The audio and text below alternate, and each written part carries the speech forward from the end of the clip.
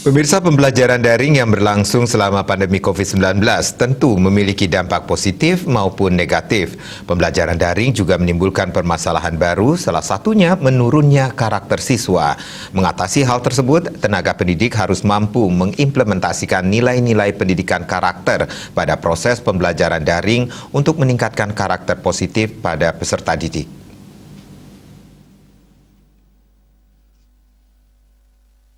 Implementasi pendidikan karakter dalam pembelajaran daring yang berlangsung selama pandemi ini tentu mengalami kendala.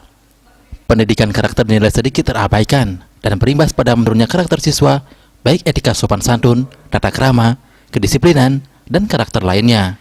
Akademisi sekaligus Kepala SMK Negeri 1 Kuta Selatan, Inyoman Suparte mengatakan, semua sekolah mengalami kendala dalam penanaman pendidikan karakter, terlebih proses pembelajaran dilaksanakan secara daring dewasa ini.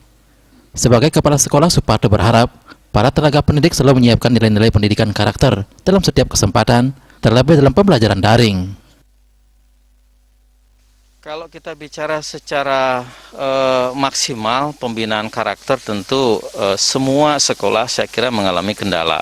Jadi mungkin agak sedikit terhalang untuk penanaman karakter pada setiap anak atau semua anak-anak kita. Tetapi kita tetap berusaha secara online.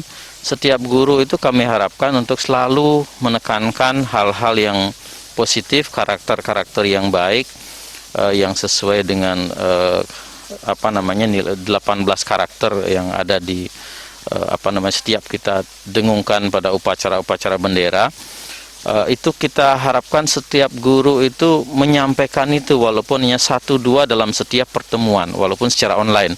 Nah, kalau kita bicara masalah hasil tentu tidak bisa secara maksimal karena situasinya seperti ini. Yang terpenting adalah di tengah situasi pandemi, mari kita selalu berpikir untuk kesehatan.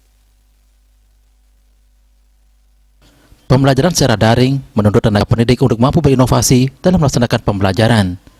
Selain itu, pendidik harus mampu berinovasi membuat pembelajaran daring sekreatif mungkin, sehingga nilai-nilai karakter dapat tetap diimplementasikan dengan baik. Eka Yana dan Sukma, Bali TV.